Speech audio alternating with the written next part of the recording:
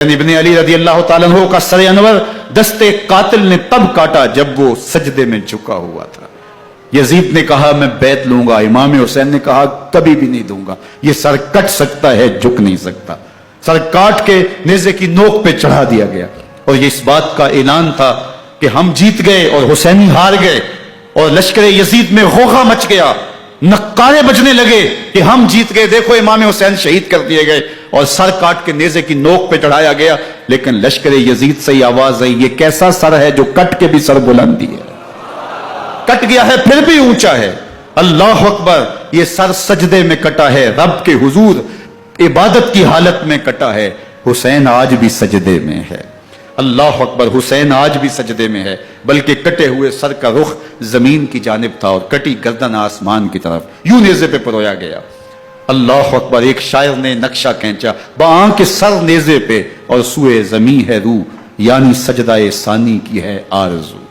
رکعت کے 2 سجدے ہوتے ہیں، ابھی ایک سجدہ ہوا تھا کہ دستے قاتل نے سر کاٹ دیا، کہا حسین کی پیشانی میں دوسرے سجدے کی تمنا مچل رہی ہے۔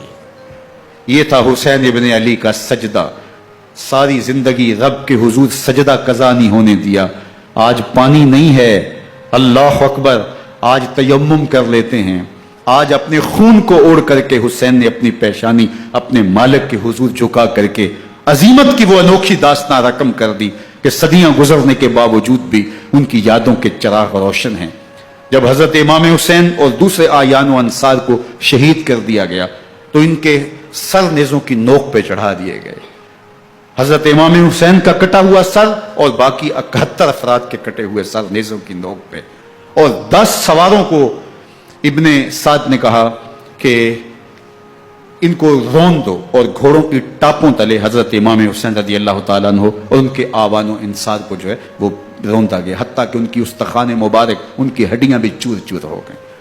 روننے سے قبل ان کا لباس اتار لیا، ان کے کپڑے اتار لیے گئے۔ اللہ اکبر، کیسی دردناک گھڑیاں تھیں۔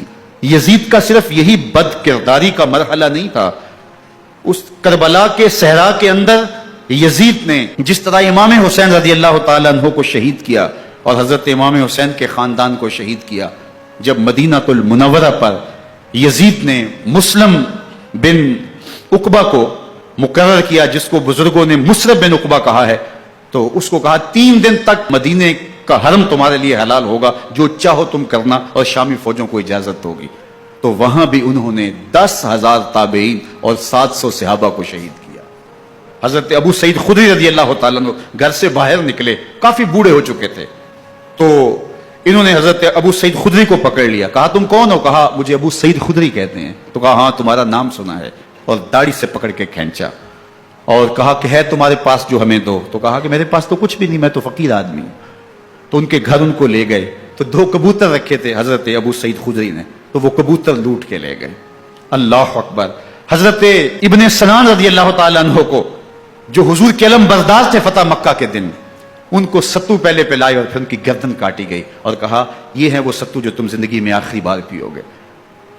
ایک گھر میں داخل ہوئی شامی فوج، تو ایک خاتون کے ابھی بچہ پیدا ہوا تھا، اور قابلہ نے، دائیا نے وہ بچہ ماں کی چھاتی پہ لٹایا اور وہ ماں کا پہلا دودھ پی رہا تھا۔ تو یہ جا کے کہنے لگے نکالو تمہارے پاس جو کچھ ہے۔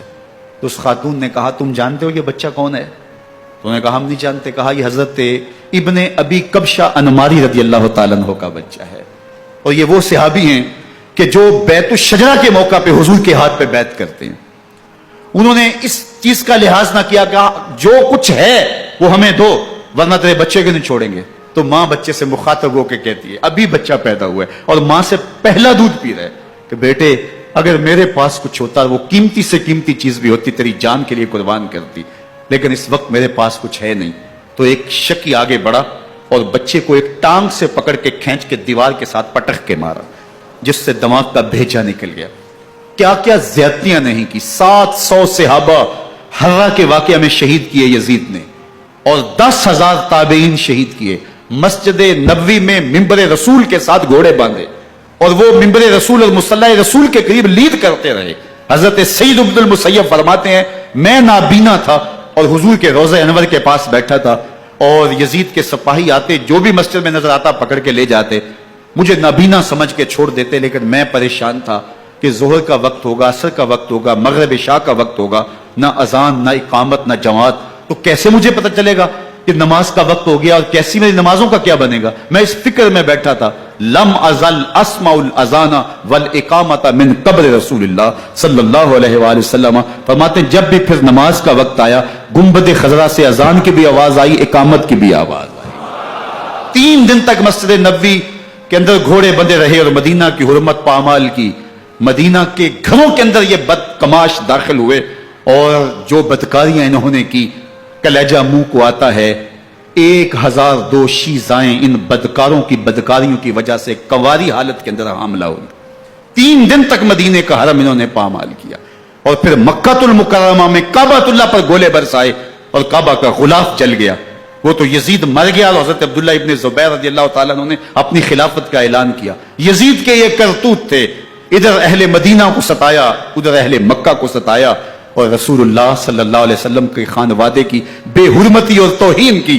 न सिर्फ उन्हें कत्ल किया गया, उनकी लाशों पे घोड़े दौड़ाए। इब्ने साद और शिमर जो है वो खेमों में दाखिल हुआ और मुखद्दरात इस्लाम की चादरें छीनने की कोशिश की।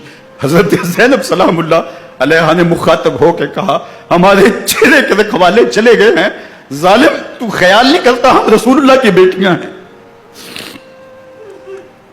हजरत शहरबानो, हजरत ज़ैनुल आबिदीन और हजरत ज़ैनब सलामुल्लाह अलैहिम, इन तीनों को एक ऊंट पे बांधा गया और बाकी ऊंटों पे बाकी सादात को, हुजूर की शहजादियों को बांधा गया, रस्सियों में जकड़ा गया और ऊंटों पे बांध करके कूफे की जानब आगे आगे शहीदों के सर चल रहे हैं और पीछे ये काफिला चल रहा है। और जब ये काफिला वहां से गुजरा जहां लाशें पड़ी थी, इमाम ज़ैनुल आबिदीन 14 साल के थे और बीमार थे और उनका हौसला न हुआ, वहां गशी उनके ऊपर आने लगी। और वो मंजर इब्ने कसीर ने, बाकी लोगों सब ने लिखा है कि फिर जब उनकी ये हालत हुई तो फिर सैयदा ज़ैनब सलामुल्लाह अलैहा, जिन्होंने अभी तक बड़े हौसले के साथ सारी मुश्किलात का मुकाबला किया था, अब उनके बंधन टूट गए और आंखों से आंसू बहने लगे और सैयदा ज़ैनब थे इमाम हुसैन रज़ियल्लाहु ताला अन्हु की लाश पे खड़े होके, और वो रोंदी हुई लाश, टूटी हुई हड्डियां और वो बड़ा बदन, कटा हुआ सर नेज़े की नोक पे और लाश ये पड़ी है।